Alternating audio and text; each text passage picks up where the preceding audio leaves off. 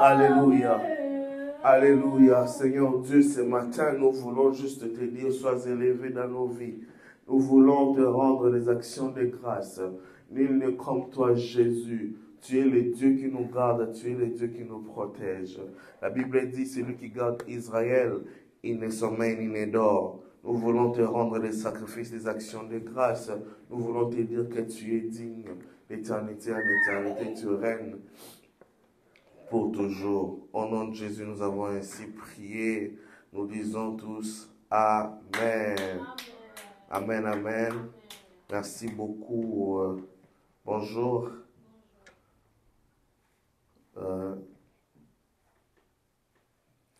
Avant de passer à notre message, je vais profiter de donner un communiqué. Ensuite, nous allons partager la parole du Seigneur. Amen. Donc,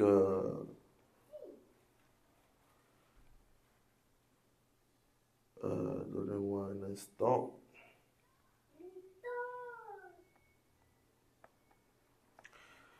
Oh Jésus, merci.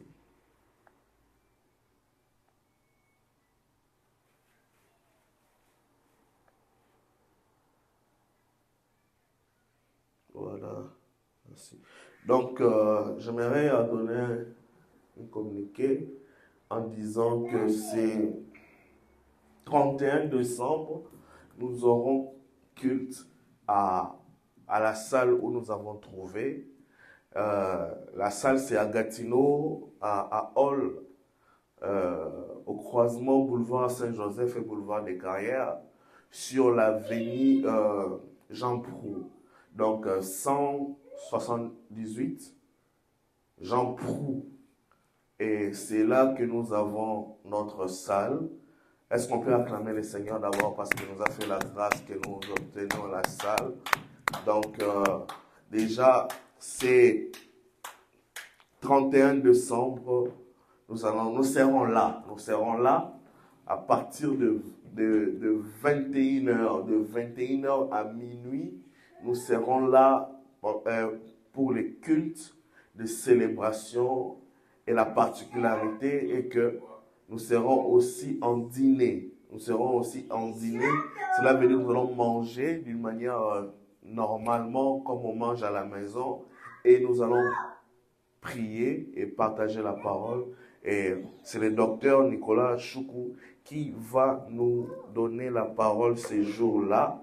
Nous allons parler de la part du Seigneur. On passera des moments forts dans la prière et nous serons dans cette salle déjà à partir du 31 décembre à partir de 21h et le reste du programme vous serez communiqué nous allons faire une vidéo pour faire passer le message. Donc à retenir les 31 décembre 2022 de 21h juste à minuit juste, nous serons en prière pour la traversée vers l'année 2023 et le reste du culte se passera dans cette salle. Et aussi le dimanche 25 décembre de cette année, nous aurons un dimanche d'action de grâce. Cela veut dire de là où vous êtes, préparez vos offrandes pour dire merci à Dieu de ce qu'il a fait pour vous en cette année. Alors nous allons rassembler nous tous, nos familles, nos enfants. Il y a de ces personnes qui sont mortes, il y a de ces personnes qui sont enterrées, mais Dieu t'a fait la grâce d'être compté parmi les vivants. Ça sera pour nous une opportunité de dire merci avec une action de grâce. Donc ça sera le dimanche 25 décembre. Et nous allons nous retrouver ici dans la salle où nous sommes à présent à Bronson.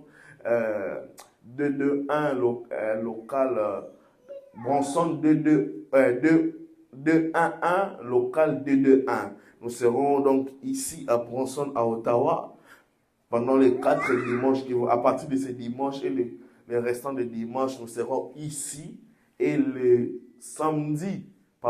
Et le dimanche 25 décembre, ça sera notre dernier dimanche ici. Les dimanches 25 décembre, ça sera notre dernier dimanche ici. Et directement, le samedi 31, nous irons dans la nouvelle salle. Il y aura des affiches qui seront faites. Il y aura d'autres vidéos qui vont circuler. Je préférais déjà parler on va lancer ces vidéos dans le réseau pour que l'information arrive à une grande communauté, à ceux qui doivent prendre part à cette prière du 31 décembre et à l'action des grâces qui aura lieu le 25 décembre. Amen, amen. Merci. Nous passons à la parole. Ce matin, j'espère que ça sera une série, je ne sais pas, de 2 dimanches ou 3. Ça dépend comment est-ce que l'Esprit de Dieu va nous conduire. Je ne sais pas si on va aussi les finir aujourd'hui, mais c'est reste qu'on commence une série intitulée « La sanctification ». La sanctification. La sanctification. Nous allons parler de la sanctification ces jours ici, parce que nous sommes en train d'entrer en 2023. Nous devons savoir comment se contenir, comment est-ce que nous sommes en train de se préparer. Est-ce que en avançant vers 2023, l'état du cœur à laquelle nous sommes en train d'y aller, la sanctification, c'est quoi la sanctification? Pourquoi la sanctification? Comment la sanctification? Alors nous allons prendre ce temps de dimanche, essayer de parler de la part du Seigneur sur la sanctification. Alors nous allons prendre nos Bibles avant d'aller loin dans des vérités et dans des principes. Nous allons prendre nos Bibles dans Hébreux 12, le verset 14. Hébreux 12, le verset 14. Je vais lire au nom du Seigneur Jésus-Christ. La Bible dit ceci. Recherchez la paix avec tous et la sanctification, sans laquelle personne ne verra le Seigneur. Je vais reprendre la lecture pour une meilleure compréhension. Recherchez la paix avec tous et la sanctification, sans laquelle personne ne verra le Seigneur. Hébreux 12, verset 14.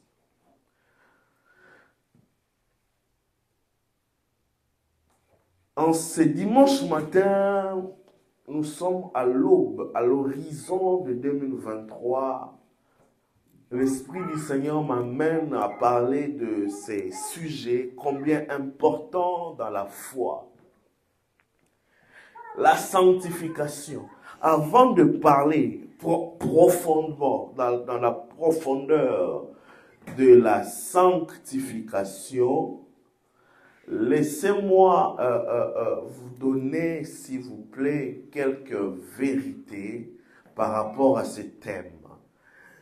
Première vérité sur la sanctification. La grâce n'est pas contre la sanctification. Amen. La grâce n'est pas contre la sanctification. Bien-aimé, la sanctification n'est pas une affaire de l'ancienne alliance seulement, parce que nous avons pris ces textes dans le Nouveau Testament, dans le livre d'Hébreux. C'est l'une des épîtres dans le Nouveau Testament. Le livre d'Hébreux, nous ne connaissons pas son auteur. C'est un épître retrouvé et directement mis dans la Bible. Et l'écrivain, l'auteur du texte ne s'est pas présenté en écrivant ses livres, ben, cela a été mis dans le Nouveau Testament. Et ils disent dans cette partie que nous avons lue, rechercher la paix avec tous et la sanctification. Parce que beaucoup de gens croient que la sanctification est une affaire de l'ancienne alliance. Cela ne concerne pas le Nouveau Testament. Cela est fausse. La grâce de Dieu, connue par Jésus-Christ n'est pas contre la sanctification. Au contraire, la sanctification, elle est quelque chose que Dieu encourage. La sanctification est une chose que Dieu souhaite. Est une conduite que Dieu veut que chacun de nous se conduise. Première vérité, la grâce n'est pas contre la sanctification. Deuxième vérité, la sanctification n'est pas une punition. Amen. Hein? La sanctification n'est pas une punition. Parce que beaucoup de gens pensent que la sanctification est une punition. Nous sommes libres de vivre notre vie comme on l'entend. La sanctification n'est pas une punition, mais la sanctification c'est une preuve d'amour que nous exprimons à l'égard de l'Éternel. La sanctification n'est pas une punition. Et troisième vérité, la sanctification est notre expression d'amour qui vient juste après notre adoration. Parce que la sanctification et l'adoration sont les deux expressions de l'amour que nous exprimons à Dieu. C'est vrai qu'il y a d'autres expressions d'attachement à Dieu, mais la sanctification et l'adoration, pour moi, ou pour la compréhension de ces textes, démontrent que la sanctification et l'adoration sont comme des jumeaux. Ils sont de pair, ils marchent ensemble. Parce que la crainte de Dieu est semblable à l'adoration. La sanctification est une expression comme l'adoration. Beaucoup de personnes pensent que la sanctification est quelque chose de dérisoire. Mais j'aimerais dire à une personne ce matin, la sanctification a la même valeur que l'adoration. Quatrième vérité, la chair est faible, mais l'esprit est disposé. L'âme suit les dominants entre l'esprit et la chair. Alléluia.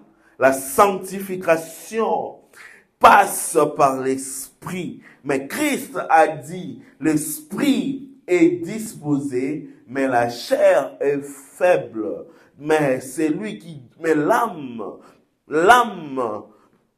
suit le dominant entre l'esprit et la chair. La sanctification, bien-aimé, la sanctification, une chose très importante. La sanctification, une chose que Dieu a mise en place pour nous. Mais c'est quoi alors la sanctification?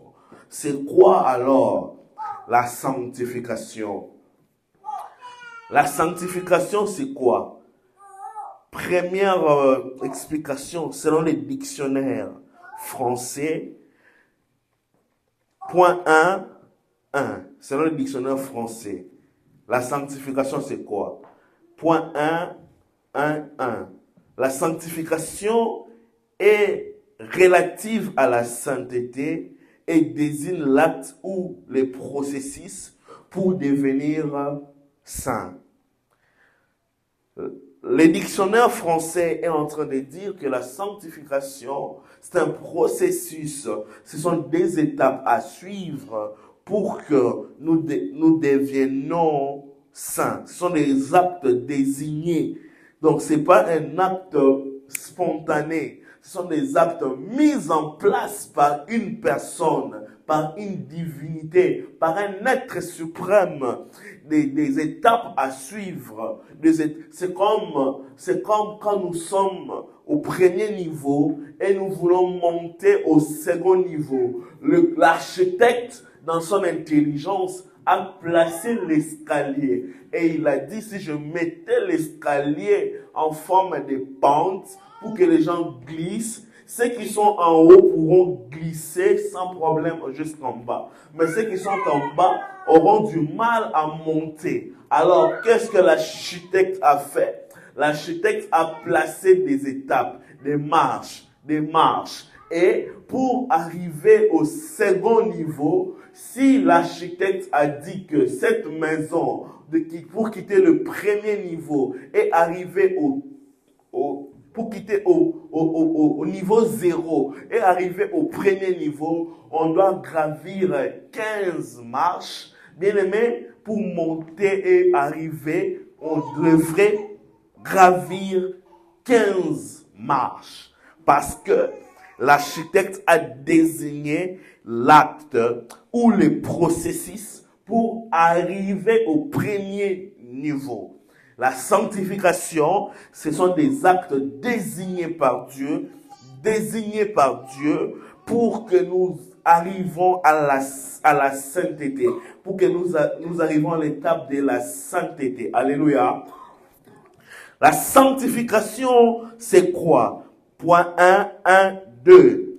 On peut aussi dire que la sanctification est un processus de la sainteté qui nous rend saints. Oui, la sanctification est le processus de la sainteté qui nous rend saints. Vous voyez, par exemple, quand un bébé est dans le ventre de la maman n'est pas pressée à le sortir dans 3 mois. La maman n'est pas pressée de le sortir à 6 mois. Même pas à 8 mois. C'est quand le bébé arrive à 9 mois que la maman se prépare dans son être, dans son esprit, dans l'état psychologique, que bientôt je vais accoucher. La maman se prépare par rapport à l'accouchement. La sanctification, c'est comme la grossesse. C'est un processus de maturation qui fait qu'un bébé naît à son temps. La sanctification, c'est un processus que Dieu a fait, que Dieu a mis pour que la personne arrive à l'état de la sainteté. La sanctification, c'est quoi? Nous sommes toujours dans cette définition de ce terme qui est vaste. La sanctification. C'est quoi la sanctification? Selon la Bible, la sanctification, c'est quoi? 1.2 selon la Bible. La sanctification selon la Bible. 1.2.1. La sanctification est un commandement de Dieu. La sanctification est un commandement de Dieu. Quand nous prenons Lévitique 11, verset 45, nous allons lire ça rapidement. Lévitique 11, verset 45. Qu'est-ce que la Bible dit dedans? Lévitique 11, verset 45. Aujourd'hui, je vais juste enseigner. En effet, je suis l'Éternel qui vous a fait sortir d'Égypte pour être votre Dieu. Et vous serez saints, car je suis saint. Amen. Dieu donne l'ordre et dit, je suis celui qui vous a fait sortir de l'Égypte. Je suis saint et vous serez aussi saints. J'aimerais dire à toute personne qui me suit dans cette salle et qui me suit en ligne, c'est Dieu qui a commandé la sanctification. C'est Dieu qui a ordonné la sanctification. La sanctification est un ordre de l'Éternel. La sanctification est un ordre donné par Dieu. Dieu a dit, je suis saint. Je vous ai fait sortir du pays de l'esclavage et vous aussi, vous serez saints devant ma face. j'aimerais dire à une personne, si tu ne te sanctifies pas, tu désobéis à l'ordre de l'Éternel. Si tu ne te sanctifies pas, tu désobéis à l'ordre de l'Éternel. C'est l'Éternel qui a institué la sanctification. La sanctification n'est pas l'œuvre de Moïse. La sanctification n'est pas l'œuvre de Jacob. La sanctification n'est pas l'œuvre d'Isaac. La sanctification n'est pas l'œuvre d'Abraham. La sanctification n'est pas l'œuvre de Noé. La sanctification n'est pas l'œuvre d'Adam ni d'Ève. La sanctification c'est l'œuvre de l'Éternel. La sanctification, c'est le commandement de Dieu. Il dit dans Lévitique 11:45, je suis saint, vous aussi soyez saints. Tu ne me poseras pas de questions, prédicateur, non. Moi, je suis élevé dans la science. Moi, je suis haut placé. Et là où je suis placé, ça me donne de permission de faire ce que je veux. Même ce qui est contre la loi de l'Éternel et contre la loi, juste seulement la loi de la sanctification. Quelle est cette élévation qui est toujours contre l'ordre de l'Éternel et c'est toujours l'ordre contre l'ordre de la sanctification. Bien-aimés qui vous me suivez en ligne, bien-aimés qui vous êtes dans cette salle, j'aimerais vous dire et me décharger de vos sangs de mes mains. La sanctification est un commandement que Dieu a institué et personne ne peut briser le commandement que Dieu a établi. Amen, amen. Nous sommes dans 1 Pierre 1, verset 16. 1 Pierre 1, verset 16. 1 Pierre 1, verset 16. La Bible dit quoi dans 1 Pierre 1, verset 16? En effet, parce que vous savez, j'aime prêcher les choses pareilles en me référant et dans l'Ancien Testament et dans le Nouveau Testament. Parce qu'il y a un courant de chrétiens qui négligent l'Ancien Testament au détriment du Nouveau Testament. Ils pensent, je ne sais pas, selon eux, l'Ancien Testament c'est révolu, l'Ancien Testament c'est passé. Mais si l'Ancien Testament avait, comme on dirait, que c'est ton grand-père qui, quand il décédait, il a laissé pour toi l'héritage, toi son petit-fils, ça aurait dû être l'Ancien Testament. Mais cet héritage, quand même, tu aurais dû l'utiliser. Tu ne diras pas que le grand-père est décédé depuis 1950, moi je ne peux pas utiliser cette richesse. Non, tu utiliseras la richesse parce que c'est le testament que le grand-père t'a laissé. Comme beaucoup de chrétiens aiment actuellement utiliser que le Nouveau Testament au détriment de l'Ancien Testament. Et ils croient que l'Ancien Testament et le Nouveau Testament annulent l'Ancien Testament. Or, Christ lui-même a dit, je suis venu pour accomplir la loi et non pour l'annuler. Beaucoup de chrétiens actuellement annulent cela. C'est déplorable. Nous sommes dans 1 Pierre 1, verset 16. En effet, il est écrit, vous serez saints, car moi, je suis saint. Et il est écrit ici, l'apôtre Pierre, c'est lui à qui Christ a laissé les clés de l'Église, se réfère à Lévitique que nous avons lu, Lévitique 11, verset 45, la sanctification. La sanctification, nous sommes en train de dire et de voir que c'est le commandement de Dieu. Nous sommes dans Hébreux 12, 14 que nous venons de lire.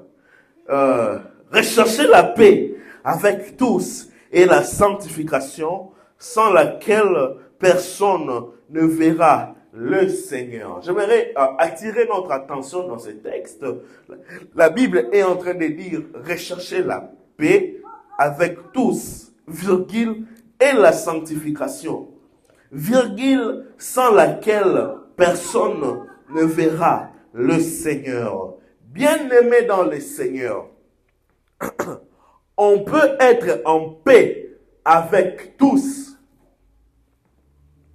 sans avoir la sanctification avec l'Éternel. En d'autres termes, on peut être en paix avec tous et de ne pas être en paix avec l'Éternel. Car celui qui n'est pas dans la sanctification n'est pas en paix avec l'Éternel. Recherchez la paix avec les humains, recherchez la paix par la voie de la sanctification avec Dieu. Avec Dieu. Parce que la conséquence, si tu as un problème avec moi et que tu n'as pas de paix avec moi, la limite serait que moi, peut-être, je ne vais pas avoir le courage de te donner, si j'ai quelque chose, l'argent, parce qu'on n'est pas en paix. Mais, ou encore, tu ne sauras pas me donner parce qu'on n'est pas en paix. Ça, c'est la limite des hommes. Mais le problème se pose au niveau où, quand tu n'es pas en paix avec Dieu, par le moyen de la sanctification, la Bible dit, sans laquelle personne ne verra les Seigneurs. La sanctification avec Dieu nous donne l'accès à voir l'Éternel. Nous sommes dans 2 Chroniques 29, verset 5. La Bible dit, il leur dit, écoutez-moi, Lévites, maintenant, sanctifiez-vous, sanctifiez la maison de l'Éternel, le Dieu de vos pères, et mettez ce qui est impur hors du sanctuaire. La sanctification exige que nous mettions des choses impures hors du sanctuaire. Mais la Bible dit, votre corps est le sanctuaire de l'Éternel. Votre corps est le temple du Saint-Esprit. Votre corps est le sanctuaire de l'Éternel. La Bible dit, écoutez maintenant, sanctifiez-vous, sanctifiez la maison de l'Éternel, le Dieu de vos pères, et mettez ce qui est impur hors du sanctuaire. Bien-aimé, c'est un ordre que Dieu donne en disant que tu dois sanctifier ton corps. Car votre corps est le temple du Saint-Esprit. Le corps doit être sanctifié. Le corps doit être sanctifié. Je disais, le corps doit être sanctifié. On doit mettre dehors tout ce qui est impur. Toute pensée négative doit sortir de ta vie au nom de Jésus-Christ.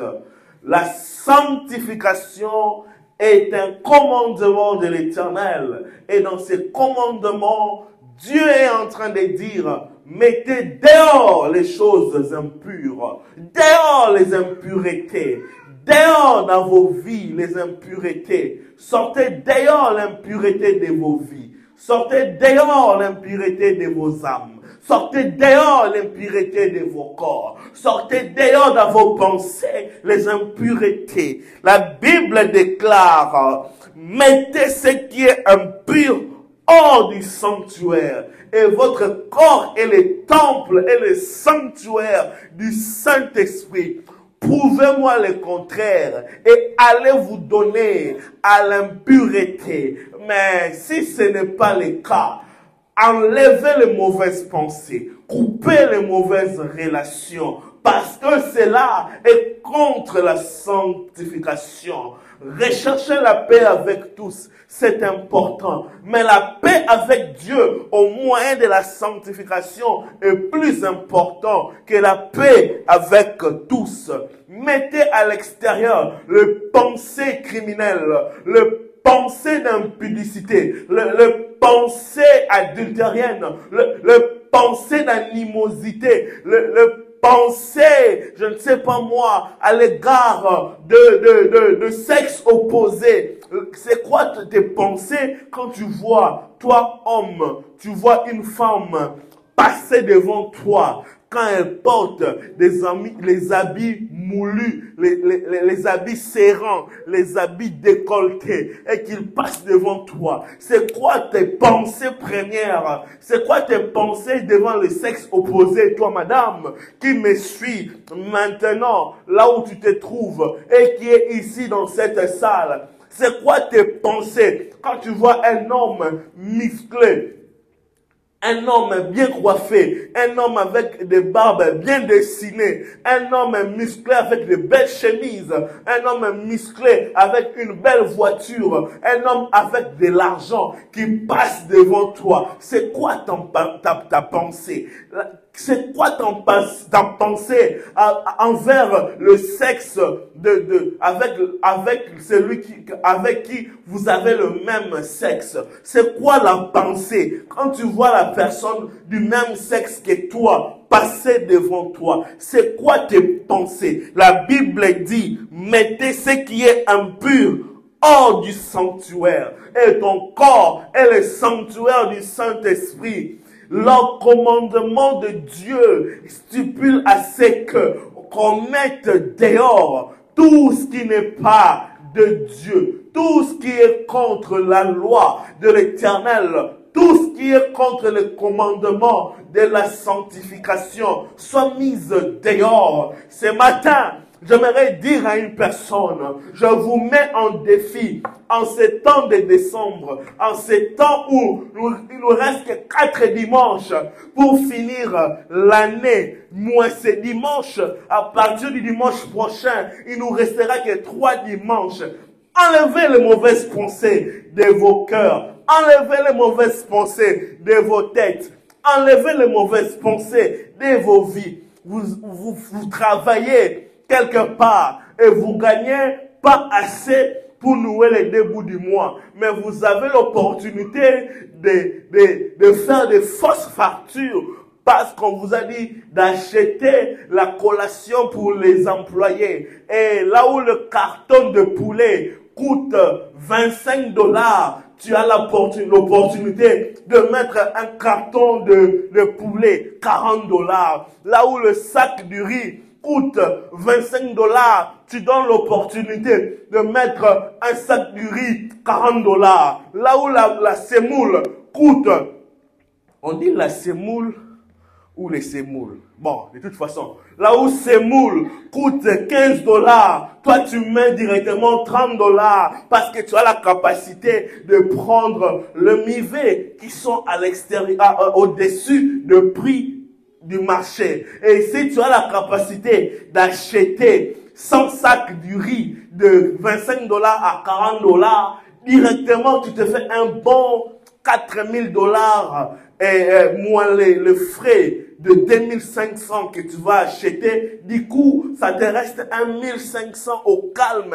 Et tu dis, en ce décembre, mes enfants vont bien manger. Je vais acheter pour mes enfants, pour ma femme, un iPhone 14. Je veux bien payer le loyer. Je vais acheter cette nouvelle voiture qui vient de sortir. Parce que tu fais des calculs allant comme tu dois acheter 100 sacs du riz, et les 100 sacs du riz à 25 $, et tu mets 40 $, on te donne 4 000, tu enlèves 2500 pour 100 sacs, mais il te reste 1500, et tu prends encore dans le carton de poulet 1500, tu prends encore dans le semoule, tu prends encore 1500, et tout bonnement, au mois de décembre, tu escroques facilement.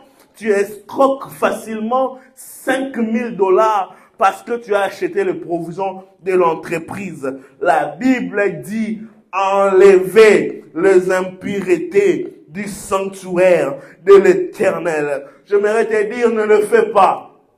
Cette pensée, enlève-les. Parce que la sanctification est le commandement de l'Éternel. Ce n'est pas à négocier, ce n'est pas à discuter, ce n'est pas à négocier, ce n'est pas à discuter. David a dit, j'ai été jeune, j'ai vieilli, je n'ai jamais vu un juste abandonné et sa postérité mendiant du pain. J'aimerais dire à une personne, gagne ton pain dans la sincérité et Dieu te récompensera là où tu penses que les gens ne te payent pas bien. Laisse que Dieu te récompense parce que cet argent, ça risque d'aller juste à l'hôpital et de ne pas soigner tes enfants. Et cet argent, tu pensais acheter cette nouvelle voiture, tu verras que cet argent t'amène du malheur. Or, si tu manges ton pain dans la tranquillité, Dieu peut te donner la santé pour tes enfants. Un juste ne pas abandonner ni sa postérité mendiant du pain. Enlève l'impureté hors du sanctuaire de l'Éternel. Enlève l'impureté hors du sanctuaire de l'Éternel. La sanctification. C'est quoi la sanctification? Nous sommes dans toujours selon la Bible. C'est quoi la sanctification? 1.2.2. La sanctification est la volonté de Dieu. La sanctification est la volonté de Dieu.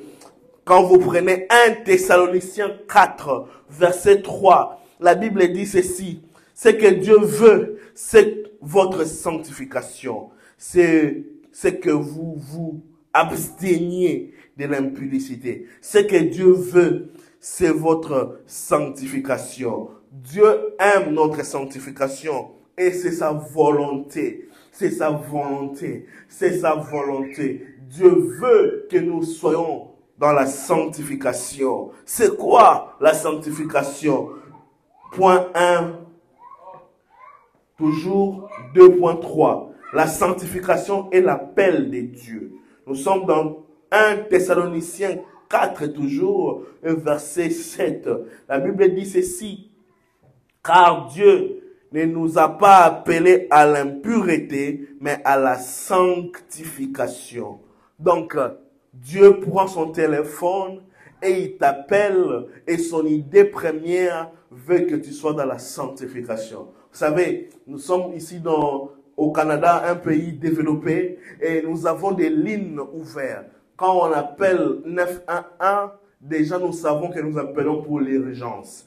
C'est ça maintenant. Quand Dieu t'appelle déjà, la première chose dans sa tête, quand nous appelons 911, dans notre tête, on va appeler parce que c'est urgent. Mais quand Dieu nous appelle, dans sa tête, il pense déjà à la sanctification. Parce que c'est écrit ici, dans 1 Thessaloniciens 4, 7, car Dieu ne nous a pas appelés à l'impureté, mais à la sanctification.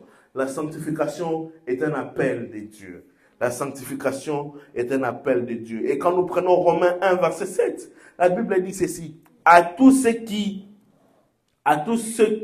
à Rome, sont bien-aimés de Dieu, appelés à être saints, que la grâce et la paix vous soient données de la part de Dieu, notre Père, et du Seigneur Jésus-Christ. J'aimerais répéter cette partie. C'est très important. C'est très important. Oui, ces textes. Romains 1, 7. À tous ceux qui, à Rome, sont bien-aimés de Dieu, appelés à être saints, que la grâce et la paix vous soient données de la part de Dieu, notre Père, et du Seigneur Jésus-Christ. À tous ceux qui sont sur la terre, à tous ceux qui sont au Canada, à tous ceux qui sont dans le monde, bien-aimés de Dieu, appelés à être saints. D'abord, la sanctification est le rendez-vous des bien-aimés de Dieu. La sanctification est le rendez-vous de ceux à qui Jésus-Christ est leur Seigneur et leur Sauveur. La sanctification est un appel de Dieu, mais pour ses enfants, pour ceux qui sont à lui, pour ceux qui lui sont bien-aimés, à qui Jésus-Christ est leur Seigneur. Bien-aimés dans le Seigneur, pour que nous soyons vraiment bien-aimés dans le Seigneur, bien-aimés de Dieu dans le Seigneur Jésus-Christ, la sanctification est notre appel. Oh, j'aime la Bible. J'aime la Bible. Et quand nous prenons 1 Corinthiens 1, verset 2, la Bible dit ceci. À l'église de Dieu qui est à Corinthe, à l'église de Dieu qui est au Canada, à l'église de Dieu qui est à Kinshasa, à l'église de Dieu qui est au Congo, à l'église de Dieu qui est à Paris, à l'église de Dieu qui est à Montréal, à l'église de Dieu qui est en Suède, à l'église de Dieu qui est en Chine, à l'église de Dieu qui est à Ottawa, à l'église de Dieu qui est à Lubumbashi, à l'église de Dieu qui est à l'Internet, à l'église de Dieu qui est à Corinthe, à ceux qui ont été sanctifiés en Jésus-Christ, appelés à être saints, oh my God, et à tous ceux qui invoquent en quelque lieu que ce soit le nom de Jésus-Christ, leur Seigneur et le nôtre, leur Seigneur et le nôtre. J'aimerais dire, Christ nous a sanctifiés, ça c'est clair, mais nous sommes appelés à être saints. Christ nous a sanctifiés, cela ne nous ouvre pas la porte du péché. Christ nous a sanctifiés, cela ne nous ouvre pas la porte du péché. J'aimerais dire à une personne ce matin, là où tu me suis, Christ nous a appelés, cela ne nous ouvre pas la porte à l'impureté. Christ nous a sanctifiés et il nous a ouvert la porte à être saints, à demeurer dans la sanctification. Christ nous a sanctifiés par la justification. Mais nous sommes appelés à demeurer saints par la sanctification. La sanctification est notre appel. La sanctification est notre appel. La sanctification est notre appel.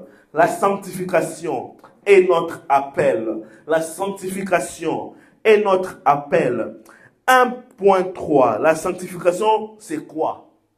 Nous sommes toujours en train de définir la sanctification.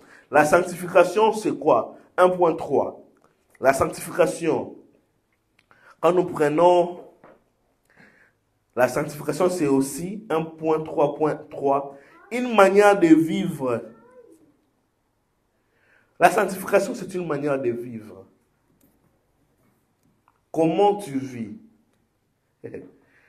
Quand tu n'es pas à l'église, comment tu vis? Quand tu es loin des gens, comment tu vis? Est-ce qu'on peut prendre ta vie privée, l'exposer ici en public? Comment tu vis? Que garde ton téléphone? Que garde ta garde-robe? C'est quoi ta vie à l'égard du sexe? C'est quoi ta vie à l'égard du sexe du même sens et du sexe opposé? Est-ce qu'on peut prendre ta vie publique, l'exposer ici? La sanctification est une manière de vivre, mais une manière de vivre comme Christ. Amen. La sanctification est une manière de vivre, mais une manière de vivre comme Christ. Si nous prenons Hébreux 4.15, la Bible dit quoi?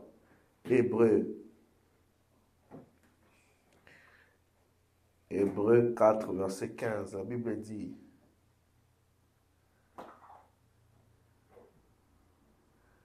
en fait, nous n'avons pas un grand prêtre incapable de compatir à nos faiblesses. Au contraire, il a été tenté en tout point, comme nous, mais sans commettre de péché. La sanctification est une manière de vivre comme Christ.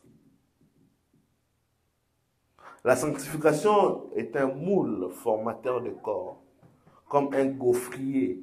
Vous savez, quand vous avez la pâte de la farine, et vous prenez cette pâte, vous mettez dans le gaufrier, et le gaufrier vous sort un gaufre en forme rectangulaire ou carré ou triangle. C'est quoi la sanctification? La sanctification est le code de la route qui amène au ciel. Jésus est le chemin, la vérité et la vie. Et la sanctification est le code de la route et le code du chemin qui nous amène au Père. Car celui qui roule sur la route sans respecter le code de la route, il sera enrôlé pour connaître l'accident. Et celui qui connaît l'accident change son programme initial. Je vais répéter cette phrase. La sanctification, c'est aussi le code de la route qui nous amène au ciel. Jésus est le chemin, la vérité et la vie. Et la sanctification est le code du chemin, le code de la route.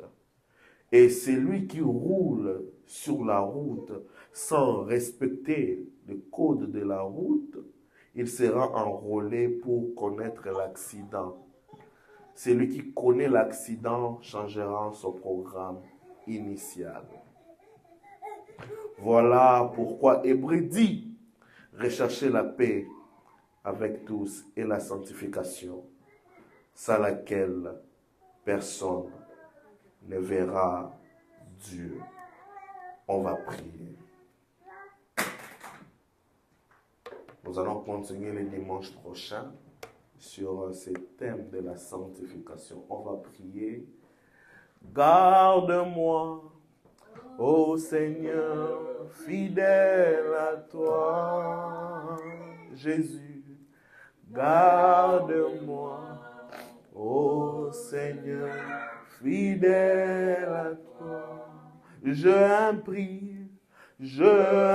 prie à remporter de victoires à gagner. Ô Seigneur, garde-moi fidèle. Oh oui, fidèle à toi. Garde-moi, ô Seigneur, fidèle à toi. Fidèle à toi. Garde-moi, ô Seigneur, fidèle à toi, fidèle à toi. Je prie à remporter des victoires à gagner. Ô Seigneur, garde-moi, fidèle à toi. Élève ta voix et dis, Seigneur, la sanctification, c'est vrai, mais ce n'est pas facile. Garde-moi fidèle à toi, parce que cela est ton commandement, nous voulons le respecter. Prions au nom de Jésus-Christ. Seigneur Dieu, ces messages, ce n'est pas seulement pour mon frère et ma soeur. Je suis le premier concerné dans ces messages. Je suis le premier concerné par ce message. Garde-moi fidèle à toi. Garde-moi